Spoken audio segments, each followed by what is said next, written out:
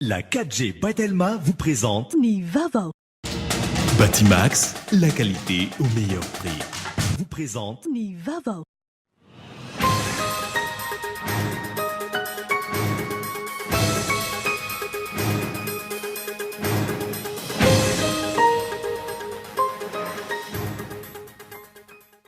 Nidina tao amin'ny fokotany Anosy izay vola ao amin'ny boriboritany fahenina izay voakatsika nitetika asa tanamasoandro ny maraina teo ny talederan'ny Apipa.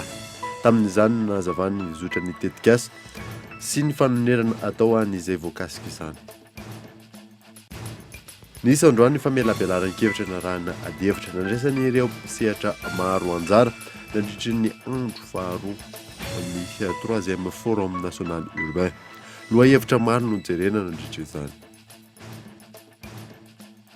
Manoloana ny fahataterahana ny dinam-piarahamonina miteraka fifamonoana na hafatesana olona miisa 1.2 tao amin'ny distrikany Tolagnaro dia nanambarany prefet ny faritra Anosy fa efa misy ny fipetranan-draisina tany toerana. Andalana ny fandaminana sy ny famadihana ny fokotan'ny Ambatomalama eny amin'ny faritra Boeny ho toerana azon'ny mpizahatany tsy diana. Tetikasan'ny mponina ao amin'ny fokotany izay entina miady amin'ny asan'olombelona manimba ny ala raha ny fanazavana azo. Eo amin'ny maresaka iraisam-pirenena ny mahafehatra ny hetsika ataon'ny vahoaka any Equateur amin'izao fotoana izao. Hetsika vokatry ny fiakaran'ny viditsolika izay navoakan'ny filoha ekwatoriana. Ny ateteny avy hatrany.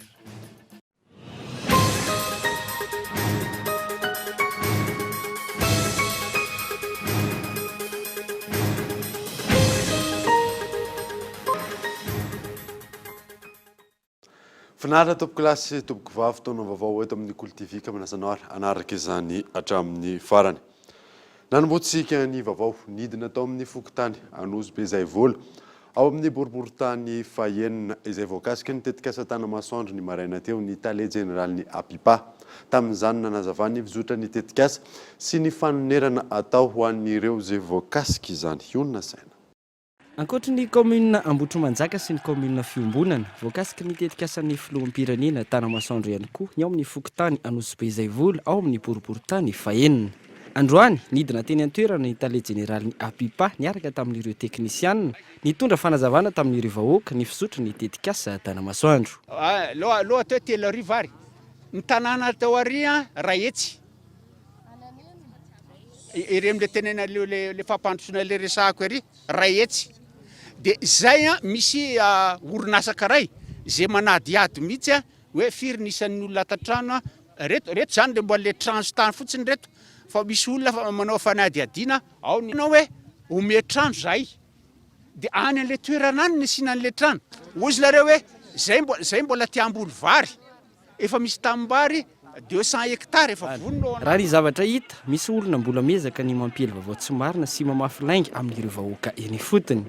Isan'ny feo ezahana ely amin'izao fotoana izao ny hoe arodana ny tranon'ireo mponina ary omena trano any an-tapon'ny tapiketsa ireo vahoaka voakasika. Eo ihany koa ny hoe tsy andovola onitry ny tany, ny trano, ny tanimboly ny fitondram-panjakana. Manaprofo izay ny nambaran'ny solotenan'ireo mponina eto amin'ny fokotany Anosy be izay vola izay nilaza fa efa maro ny olona tonga teto amin'izy ireo. Voalohany aloha nisy ny teny hoe ny projet mpanjakana projet momba ny tanamasoandro zany no atao eto aminay. De tiana ho hita zany zay projet zay hoe aiza le izy de momba an'izay zany satria ohatrany de mbola tsy naseho le izy. De tiana mba ho hita zany zay. Aseho le plan. Satria be fa be dia be le olona anakety aminay zany de zay mahatonga anay hoe aiza le izy aloha tiana ho hita aloha. Tia ndreny rano mikopo. Iny yaba mora hita. De tia le projet be re tambary le resahako anareo. Iny menamena be iny. Iny menamena iny azonareo. De le misy an'ny zay vola ity menamena ity aty apita ty ndreny rano mikopo io.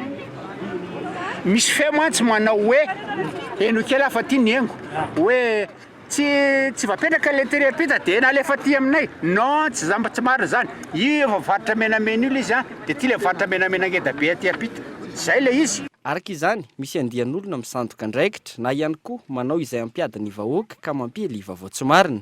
Manoloana izany anoho ny fanazavana amin'ny vahoaka ny zava-misy marina sy ny fomba anonerana ny tany, ny trano, ny tanimboly ny eo anivon'ny Apipa.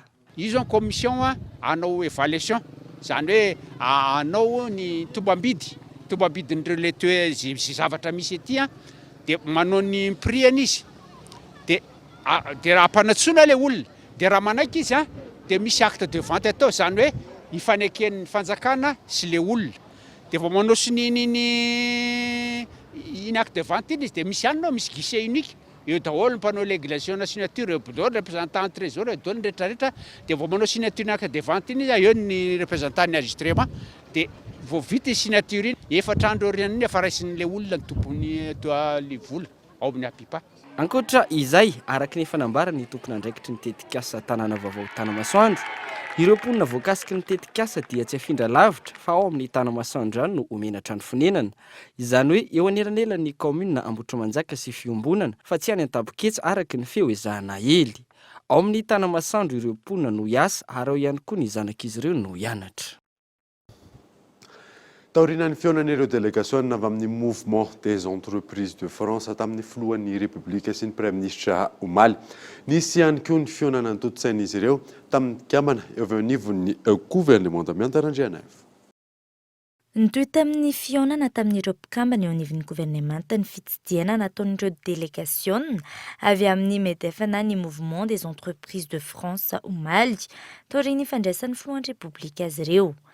Ny tapany hariva nisy ny fionana manokana tamin'ireo minisitra miankina amin'ny sehatra misy azy ireo avy. Fiara-miasa amin'ny fanatanterahana tetikasa noho ny ompanany resaka sy ny fifanankalozan-kevitra. Izany resahan'ny ministry ny fanajariana ny tany toeram-ponenana ary ny asa vaventy tamin'ireto mpandraharavariny reto ohatra ny mikasika ny tetikasa samihafa sy ny programme quinquennal. Ankoatra ny ministra nanatrika izany ihany koa ny teo anivon'ny fananantany, teo anivon'ny PPP na ny partenariat public-privé, cellule de coordination des projets ary ny secrétaire général eo anivon'ny MHDP. Raha ny hita treto maro ireo mpampiasa vola liana amin'ny tetikasa pampandrosoana anaroso ny filohan'ny Repoblika Malagasy. Tsy ahivina, taorian'ny fitsidiana nataon'ny filoha tany Frantsa ny volana May lasa teo iny, izay niaonany tamin'ny mpampiasa sy mpandraharaha frantsay ireo, izay niresahany ny vina ho amin'ny fampandrosoana ny Madagasikara izao fahatongavan'ny solotenan'izy ireo izao. Nisy ihany koa io marain'io ny fionan'ireo solotenany mpisehatra amin'ny resaka teknôlôjia vaovao tamin'ny ministra Adzo Andrianarivelo sy ny eo anivon'ny fananantany nentina ny resahana ny mikasika ny fiara-miasa azo atao amin'ny fampiasana ny teknôlôjia vaovao amin'ny sehatry ny fananantany eto Madagasikara. Nisy androany ny famelabelaran-kevitra narahina adevitra nandraisany ireo mpisehatra maro anjara nandritra ny andro faharoan'ny 3e Forum National Urbain. Lohahevitra maro no nijerena nandritra izany. Miantarandriana voatra. Fitantanana ny tanan-dehibe, tanàna vaovao, trano fonenana, paikady na lalan-tsaina azo eritreretana amin'ny fikarohana famatsim-bola amin'ny tanan-dehibe. Santionany amin'ny lohahevitra sy ny famelabelaran-kevitra ny toto-tsaina tamin'ity andro faharoan'ny 3e Forum National Urbain, toto-tsaina ety amin'ny village Varandotapenaka ity ireo. Nanamafy ny tompon'andraikitra eo anivon'ny ministeran'ny fanajariana ny tany toeram-ponenana ary ny asa vaventy nandritra io fa misokatra amin'ny fampiresahana rehetra amin'ireo voakasika momba ny fanamboarana ny Tanamasoandro ny ministera. Mahakasika manokana ny tetikasa Tanamasoandro angamba dia ataoko hoe manamafy izay efa nitenen'ny tompon'andraikitra maro samihafa hoe ny tetikasa Tanamasoandro dia natao manokana aso ny malagasy amin'ny ankapobeny satria betsaka ny soa izay tokony ho azo ao anatin'ny fanatanterahana indrindra ho an'ireny vohitry Madagasikara. Fa natao aso ihany koa izy io ho an'ireo olona izay eny atoerana.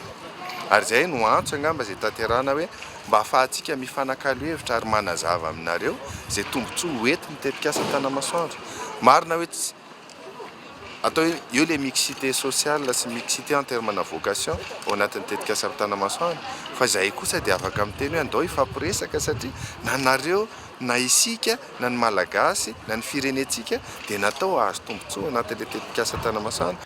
Noresana nandritra io ihany koa ny mikasika ny fananganana trano vaovao. Hanomboka amin'ny tito an'ity izany ho any eto Antananarivo raha ny fanazavana.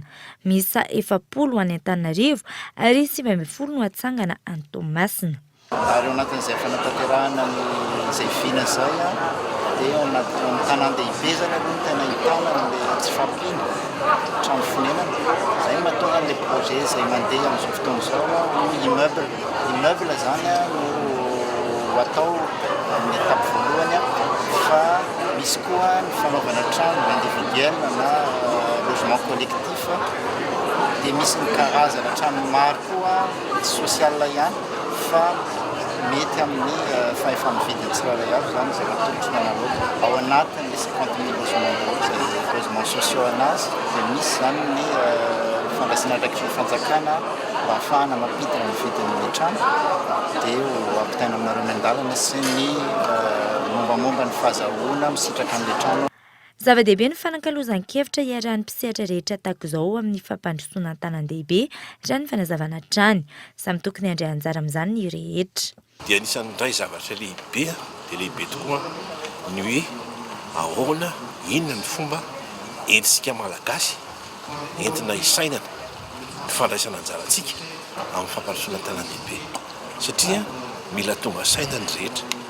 Raha ohatra tsy teny fotsiny amin'ny resaka hoe fahadiovana sy fanadiovana io tsy vitany hoe alefa ny lalàna dia andeha ifananina etsika efa misy foana tsy manara-dalàna. Dikan'izay le fomba fisainana sy le mentalité zany no tsara mba efa hoe irosoana amin'izay. Angambany efa fotoana zao tena hoe iovan'ny tsirairay ao anatin'izany fiovana izany. Satria iray nafandrehetra nametraka fanontaniana amin'ny lohahevitra andresahana ny toto-saina androany. Raha mpitso kosa no ifaran'ity fotoanandro nasionaly ity, izy sy mandritry ny andro fahatelo ny latabatra boribory esahana miaraka amin'ireo mpamatsy vola sy ny maro hafa.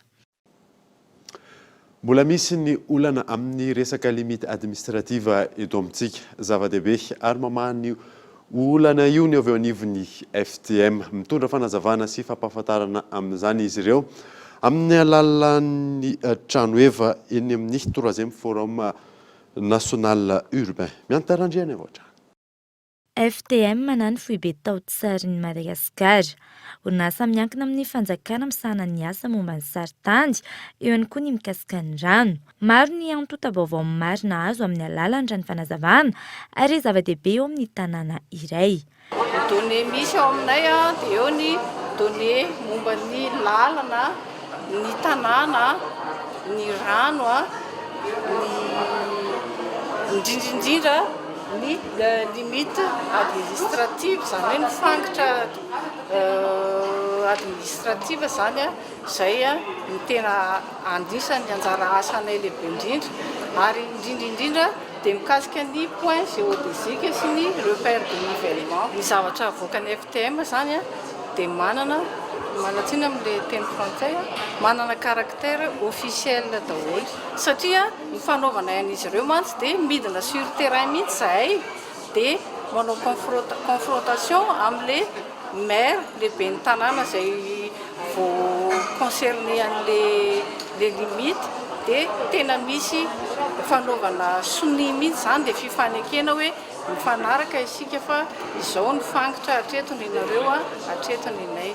Ny mikasika ny famaritana ny faritra na ny limite administrative no betsaka manontany indrindra eny anivon'ny FTM matra ny fanazavana. Dia maro mihitsy ireo olona maka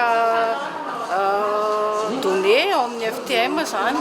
Indrindrindrindra moa zany raha izay roa andro nisian'ny forum teto izay dia betsaka tokoa ireo olona avy any amin'ny faritra ohatrany hoe maire, chef de région, gouverneur no tonga manontany ny tena zavatra mi-intéressé an'zareo zany dia ny resaka limite administrative satria tsy arakarak'izay fa any amin'ny faritra zany dia tena hita mihitsy hoe mbola misy somary fifanolanana matetika eo amina faritra anankiroa hoe hatraiza ny faritra n'ity commune iray ity na hatraiza ny faritra n'ity région anankiray ity. Données an'ny FTM zany io limite administrative officielle avoakan'ny FTM io zany no manampy an'ilay olona hiala amin'izay fifanolanana izay. Mandray anjara amin'ny fikonandoa nasionaly indiany fatelo momba ny tanan-dehibe totsaina ety amin'ny village voaran-dotapenaka ny FTM.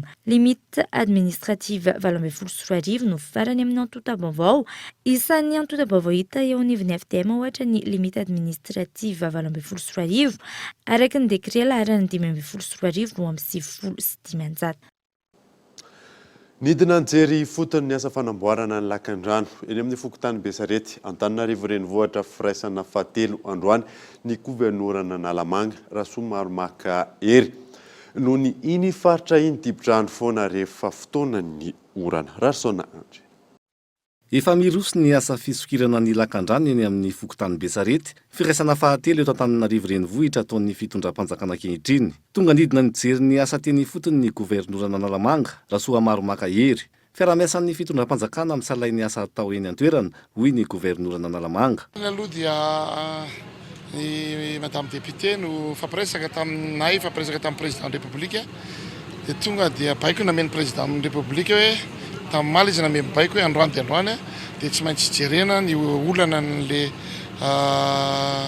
rano miakatra eto.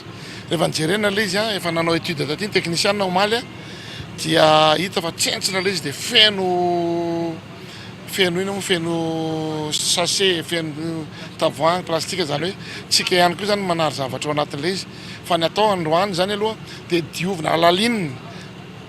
Misy manao ihany le manadio fa le aty ambonimbony fa manomboka izao ampiasaina ny machine reo hitantsika ireo ampiasaina koa ny olona latsaka any anatiny any mihitsy angady an'io erakira-trano dia zay foto-drafitrasa tsy manara-dalàna amin'iny manerana an'iny zavatra iny dia tsy maintsy hosorona daholo satria raha vita tsara drao ny lalana kanefa fifeny rano miangona dia tsisy dikany ihany fa dia ho atao le izy tsy atao hoe mandalo fotsiny ena no asa tana maro ndray andro no andro fa tena atao asa mihitsy tia dia maro ny tao ministère, ny région, ny député ataoko hoe tena ny présidence niraisana an-tanana mihitsy ty dia fidy moa avy koa ny fidy anao hiaraka hiasa eto tena atao tena asa tena vita dia tanana koa ny olona ny amoron'le canal mba hiaro an'le izy hiambina an'le izy mba tsy hanarian'ny olona maloto hanolona fako le izy fa tena atao mihitsy izy ty fa tsy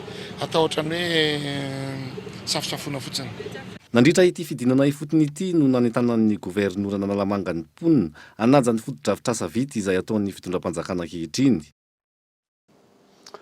Hanomboka ny talata 15 ny volana oktobra ho avy izao ny fivoriana ara-potoana faharoa ny solombavambahoaka eny Tsimbazaza. Isan'ny odiniana mandritra izany volavolan-dalàna ifeny teti-bola-panjakana ho an'ny taona 24 Yves Richard.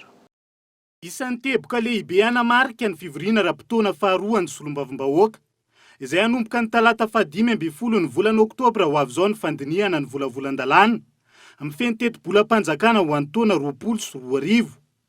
Isan'ny andrasany iverina eny anivony anteny mera-pirenena mandritra izany ihany koa. Lalàna mifeny mpanohitra hoy ny solombavambahoaka nanaovana fanadihadiana.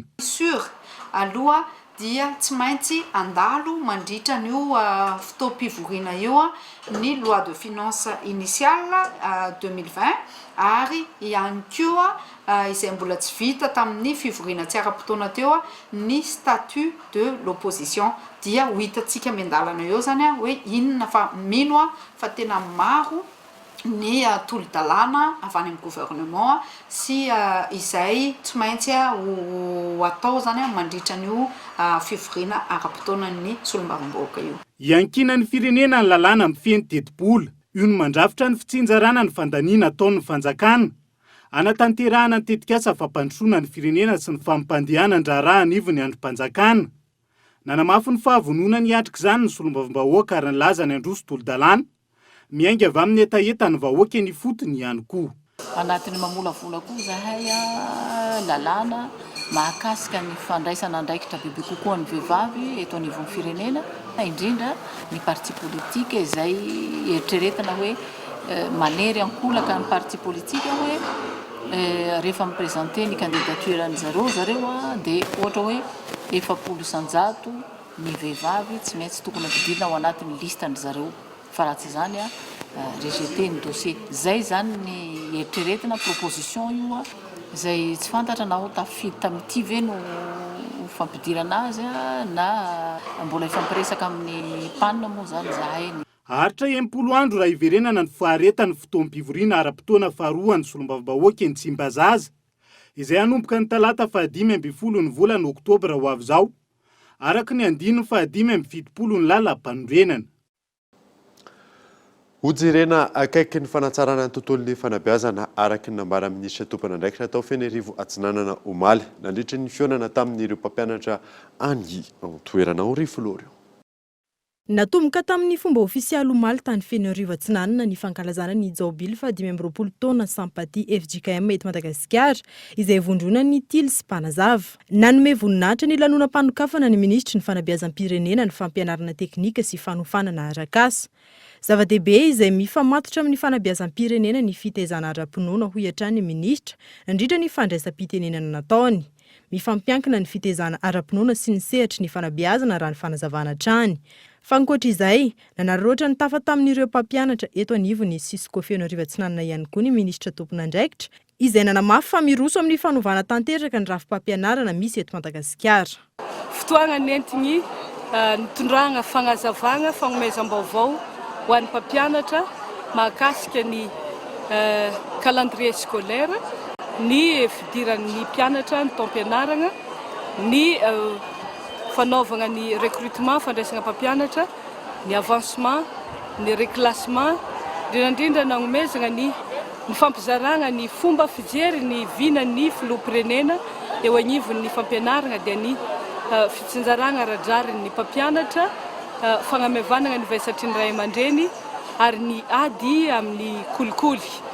Lina dia lina tokoa ny mpampianatra nanontany ary tsapa ilain'ny mpampianatra izay ka ny fametram-panontaniana ary naram-panazavana ary ny faranana amin'ny fanentanana amin'ny fampidirana ny ankizy an-tsekoly ary ny fanomanana ny fidirana amin'ny taom-pianarana 2024.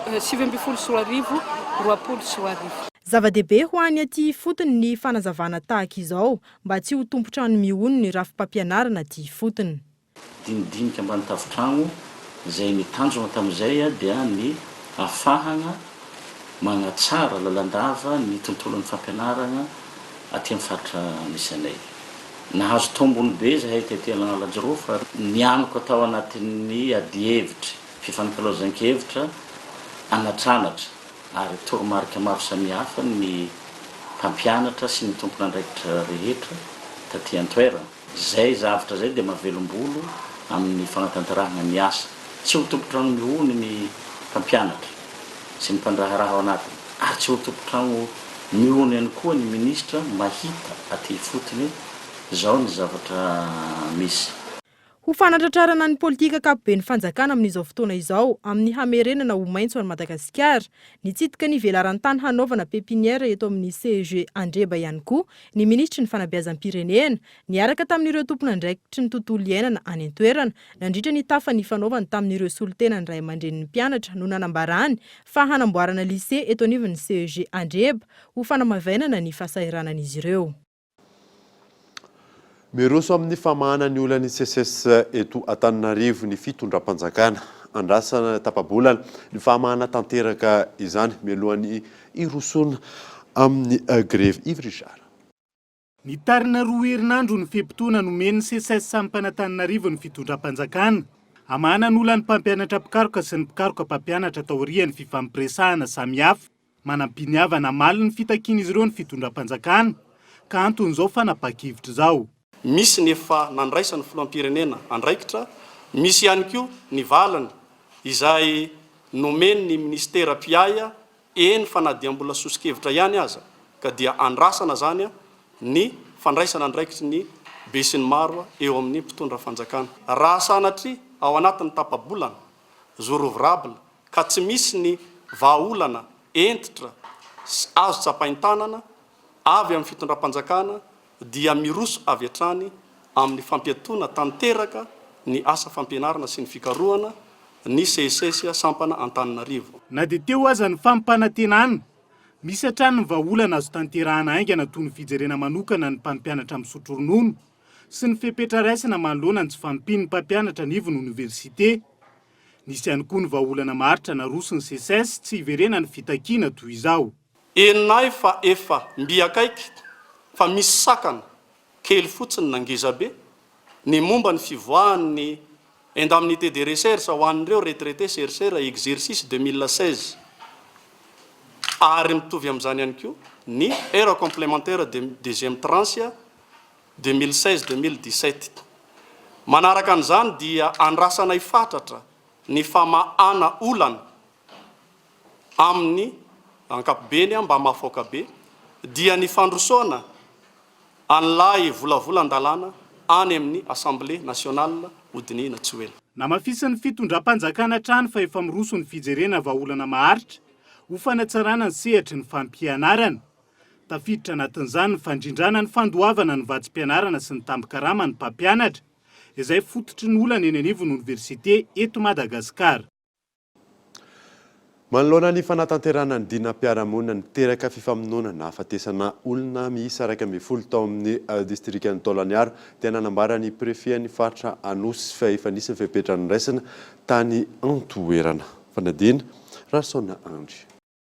Noho ny fampiarana dinam-piarahamonina vokatry ny fisaraha-panambadiana, niteraka fifamonoana teo amin'ny mpiray monina tany amin'ny fokontany Anonibe, commune Imanombo, distrikan'ny Taolagnaro, izay nahafatesana olona miisa 12 dia mitantara ny zava-nitranga ny préfet ny faritra Anosy amin'ny antso Antarby.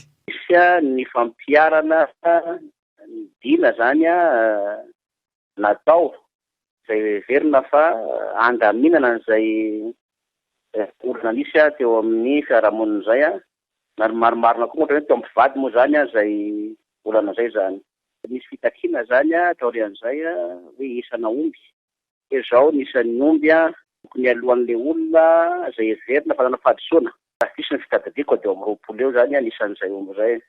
Kanefa moa zany ilay olona zany izay neverina fa nanafadisoana dia nilaza hoe omby 5 azona atao fa ilay omby 20 satranay. Dia teo zany nanomboka nisy ny fakazahoana zany dia nisy fanendehana dia ny afara tamin'ny fifamonoana ilay izy dia vokatr'izay zany dia 12 nisan'ny olona maty nisan'ny koa zany naratra. Efa nisy ny fepetrany raisin'ny tompon'andraikitra tany amin'ny faritra Anosy ny ampitson'ny sehon'ny tranga ka dia efa miverina amin'ny laoniny ny fiarahamonina ny Antoerana.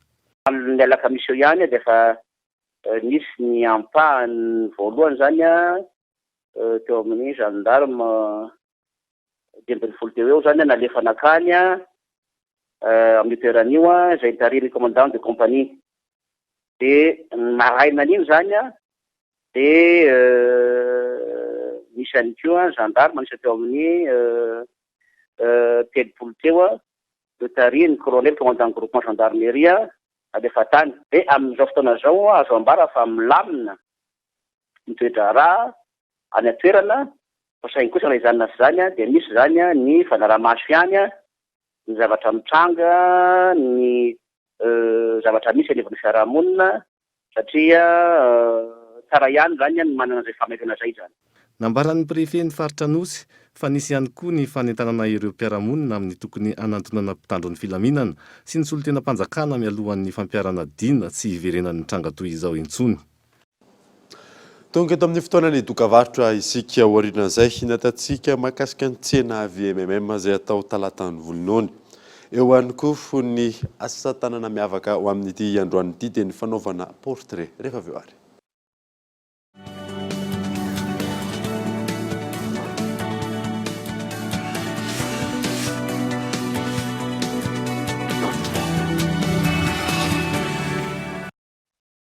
Les amis, c'est la rentrée. Ça va être la fête des bics. Vérifions que tout marche bien. Rassemblement.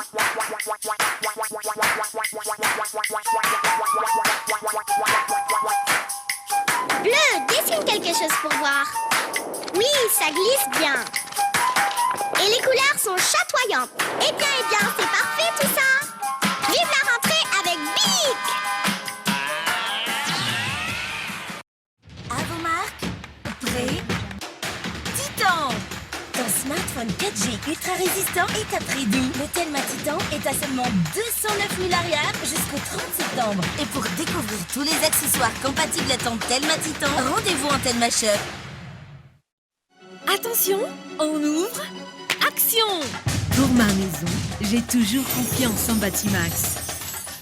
Et hop, je profite de cette immense occasion. Super! Plus de cadeaux surprises pour des achats en lot. Chez Batimax, on déstocke de 30 à 70% sur des milliers d'articles. Que demander de mieux?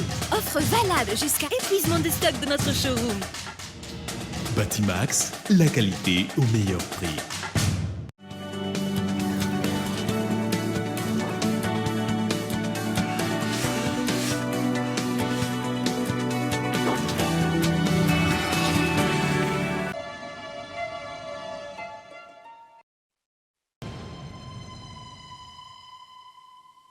Can I come in? Don't you think we look alike?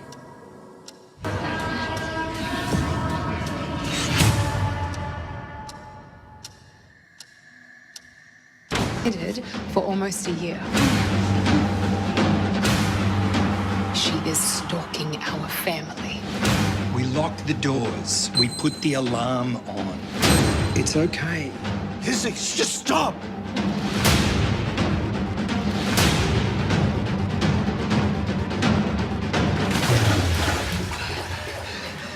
I know what's mine.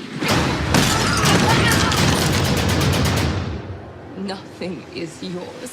Do you love your mommy?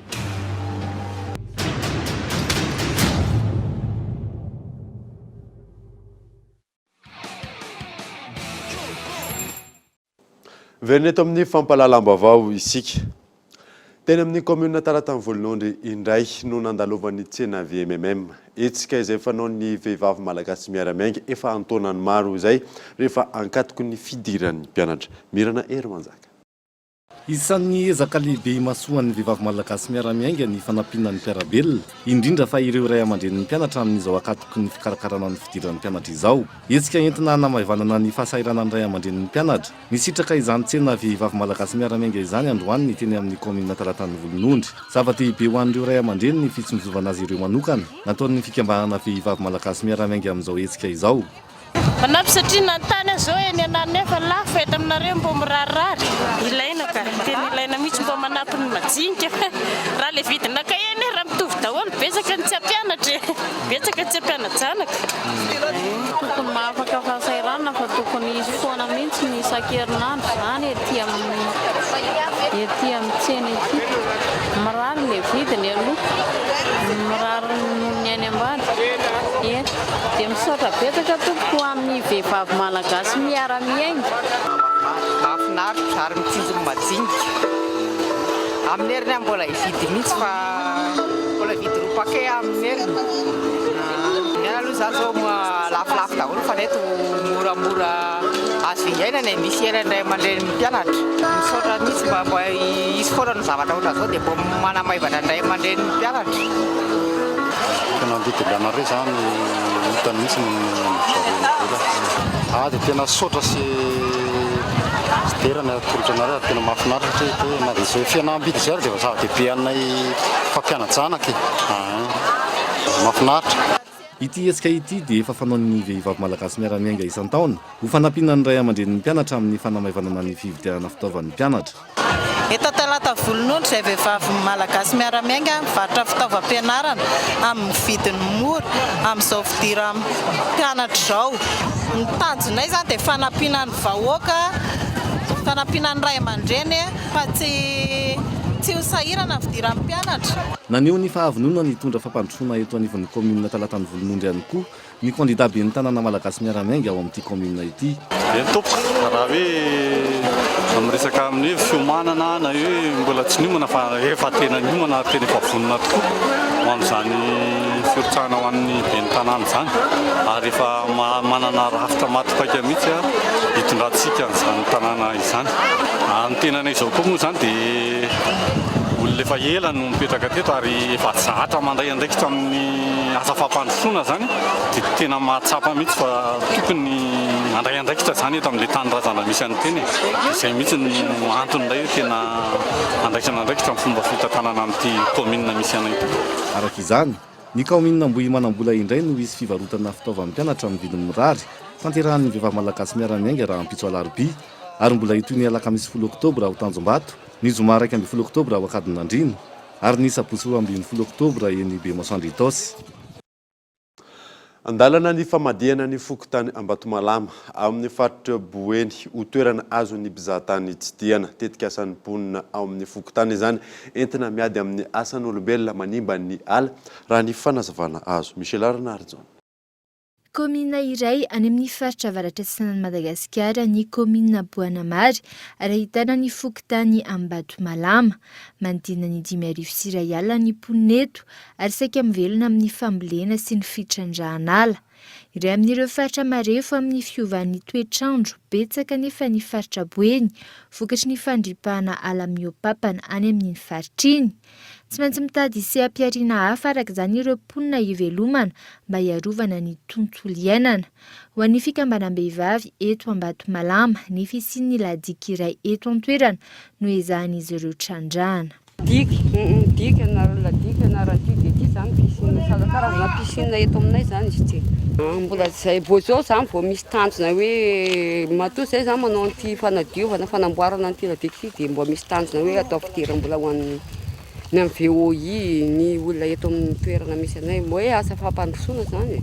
Toerana fizaràn-tany bokao fanabeazana an'ilay vehivavy eto aminay zany mba ho zatra hanao zavatra. Anao zay zavatra mahasoa an'ilay toerana. Nanomboka dia efa nanomboka ny asa.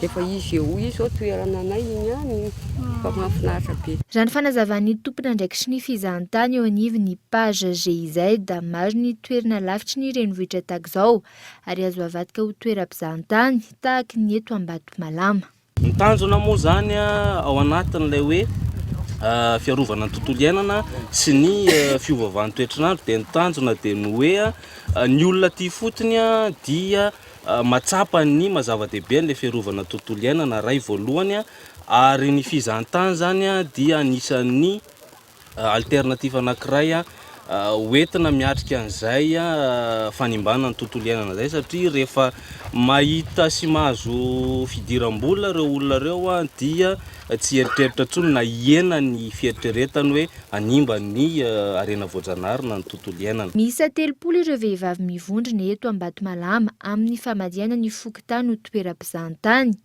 Hatreto aloha, raha ny eto amin'ny faritra Boeny manokana dia tamin'ny alalan'ny tetikasa fanamafisana, ny takiana sy ny fahafahamanao fampifanarahana maharitra amin'ny fiovan'ny toetr'andro omeny page GIZ no ahafahana manampy ny mponina hiditra amin'ny seha-piariana iray entina misoroka ny fahapotehan'ny ala tahaka izao. Tetikasa izay vatsian'ny vondrona Europeana sy ny ministera federaly ny fiaraha-miasa ara-toe-karena sy ny fampandrosoana Alemana.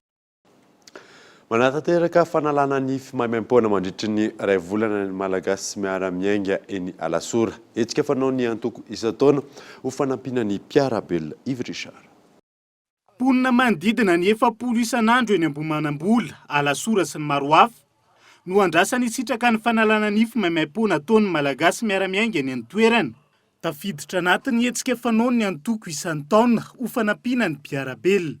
Maso mandeto daholo na rehefa malagasy zany raha misy mety tsabona ny nify dia alana fotsiny ny nify. Zay fa tsisy vola aloha zany amin'ilay izy fa dia maimaim-pona. Dia mba ahafahana amin'izay satria rehefa tonga ny fanadinana ankizy zay vao rehefa ao amin'ilay fotoanan'ny ririnina ny fanadinana rehefa manary nify dia ararotina aloha ty fa ny rina kely angamany dia hitantsika ihany nanaovana anazy satria maro ny tonga nandritra ny fisokafan'ny hetsika fanalana nify maimaim-pona omaly. Nanamaivana ny fahasaranan'izy ireo ny fisian'ny hetsika toy izao, indrindra fa ny fijoroan'ny toeram-pitsaboana eny an-toerana. Efa foviana marary nify dia tsisy ilay vola dia ilay hoe misy fao be dia mbo mandeha. Tena mahafaka ny misahirana tompoko satria misy ilay raha ohatra ho any amin'ny fandoavam-bola dia tsisy ilay vola fa tena mitrongo voamana dia. Eny amin'ny CSP2 eny Alasora za zao vao aingana vao tsisy aimoana nala teny 40,000 francs ny manala vazana anankiray dia mividy fanafody 15,000 donc ça 55 000 francs. Tsy tena hita mihitsy hoe tena manala fahasahiranana aloha e. Omaly no nisokatra tamin'ny fomba ofisialy ny hetsika ka ny centre de santé Mamindra Aina 2 Ambohimanambola no anatanterahany izany mandritra ny 2 volana. Androany nankalazaina ny andro maneran-tany ho an'ny postra sy ny 520 taona ny asan'ny postra malagasy nisy araka izany ny fampirantiana sy ny hetsika tamin'ity androany ity. Kezia Rabeny manaka.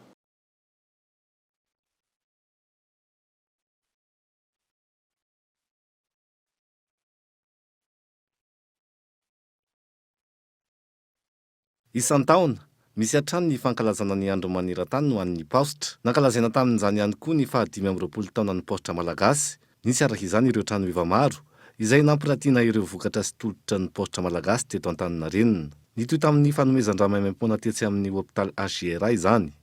Fankalazana ny andro maneran-tany amin'ny postra, tsika eto Madagasikara manao dia ny firenena rehetra izay misy postra maneran-tany mankalazana azy. Ankoatra ny andro maneran-tany amin'ny postra, mankalaza koa tsika eto Madagasikara ny 520 taona ny postra malagasy hetsika fampirantiana ny tolotra isaky ny birao amin'ny postra, ny tolotra postaly sy ny tolotra rabola sy ny tantaran'ny postra zany ampiseho anay amin'ny vahoaka malagasy. Ny amin'ity taona ity ny tolotra vaovao amin'ny postra dia ny postra monnaie.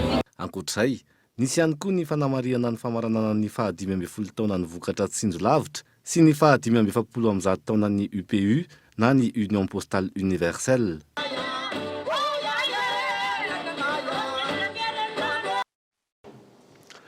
Asa tanana fanaovana portrait indray no entina aminao anatin'ny fampalalama-baovao amin'ity androany ity. Asa izay mahavelona vady aman-janaka raha ny fanadihadiana natao arahoany.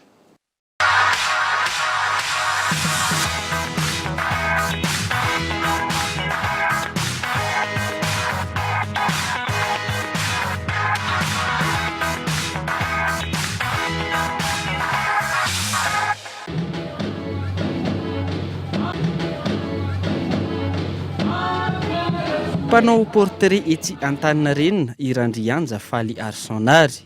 Io asa tanana io no nameloman'ny vady aman-janany nanomboka ny taona 2020. Fitiavana manao sary no nisafidianana ity asa ity. Portrait, manao portrait Antaninarenina. Za ihany mahafantatra amin'ny lera fa amin'ny ankapobeny eo amin'ny valo sasany eo tokony tonga aty dia eo amin'ny 5 zany tokony no mandeha mody. Zany io ny velomako hatreto dia azoko lazaina hoe mahavelona tsara ny fanaovana sary. Eo amin'ny 5 ariary no farany ambany amin'ny fanaovan'ny Irandrianja Faly Arsonary portrait-na sary iray. Iray andro no faharetany fanaovana sarin'olona iray. Tsy ny vola ihany ho izy ny tombony amin'ny fanaovana portrait fa eo ihany koa ny fifalian'ny mpanjifa raha toa ka tafavoaka tsara ilay sary. Eto aminy ny malagasy no betsaka mpanjifa. Ny portrait zany ny kely indrindra kamba no azo tenenina 250 000 francs ny A5. Farafa kely ny eo amin'ny andro ray eo ny anaovana sarin'olona anankiray ny kely indrindra raha à partir na photo. Mpanao sary misy karazany tombony be da be ao anatiny, tsy hoe vola ihany izay aloha ray fa misy tombony koa ohatra ny hoe fifalian'ilay olona rehefa mba tafavoaka ara-dalàna tsara ny zavatra ataony. Amin'ny ankapobeny amin'ny 7 ora sy sasany no fahatongavany eto Antaninarenina ary amin'ny 10 ora sy sasany hariva no fodiny. Azo lazaina fa mahavelona tsara ity fanaovana portrait ity raha ny nambarany. Maresaka iraisam-pirenena miamafy hatrany hetsika ataon'ny vahoaka any Équateur amin'izao fotoana izao. Hetsika vokatry ny fiakaran'ny vidin-tsolika izay navoaka ny filoha équatoriana fanadina. Fanakanan-dalana io no manenika ny Équateur ankehitriny. Fitokoana nataon'ireo vahoaka an'arivo ny any an-toerana. 5 andro izay tsy mbola nampiseho fiemorana izy ireo ny amin'ity hetsika ity. Vahoaka tsy manaiky ny fiakaran'ny vidin'ny solika. Andro maromaro izay nahita mpiakarana hatrany ny vidin'ny lasantsy. Andao hiaraka hiady hitohy hatrany eny hetsika. Tsy maintsy mitolona isika mandra-pivay izao olana izao. Tsy hemitra mihitsy isika fa hanohy hatrany mandra-pihena ny vidin'ny solika. mihitatra manerana amin'ny faritany ny hetsika ary olona manodidina ny 770 no efa voasambotra. Mametra-panontaniana ny vahoaka fa maninona no miakatra hatrany ny vidin'ny solika nefa efa misy ny famatsiam-bola azo hatramin'ny 4 miliara dolara ho fampianana izany. Dia izay mamarina vaovao tamin'ity alina ity, ankasitrany ianao nanaraka izany. Soa fa tsara tolto.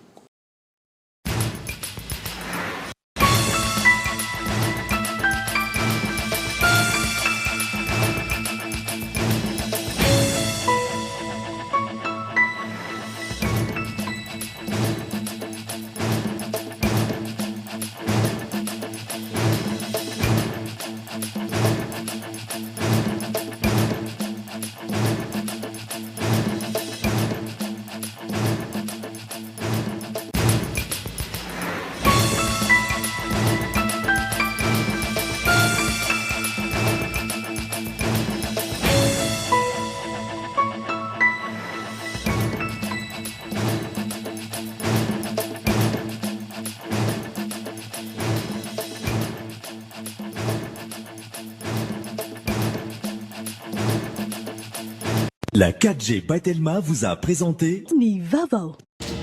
Batimax, la qualité au meilleur prix. Vous a présenté Nivavao.